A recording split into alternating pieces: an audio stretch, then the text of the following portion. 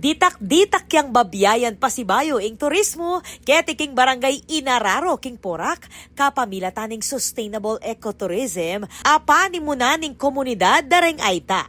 Ibat king dating lahar stricken area, megid ning meto nga eco destination ning lugal, nung nuka rin dadake dareng aita, ing karelang kultura kareng turista, lokal man o foreigner. Inyang March 25, pinirma niyang partnership agreement King Eden Springs Mountain Resort. Pilataning Resort Representative Attorney Kyle Viola, Pinatubo Mountaineero Chairman Barry Silvestre at IP Representative Norman King. Agpangkang Viola, community-owned yung resort at iya malyaring pisali na ating kapag nasang isulong ing ecological development at kapakananing komunidad. Dinikdik na namang King na panakita ning manimunang goal nune sustainable tourism at ingkabiyayan para kareng residenti. Dagdag ng Silvestre, ing Inararo tours, bunga ning bayanihan, iba't king pamangawa kareng trails, angga kareng signages, apapakit na ing turismo keti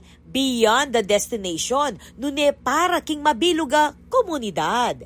Ako po, Patricia Mamangon para king News Force Pampanga. Balitang tutuking Balen, susuyo.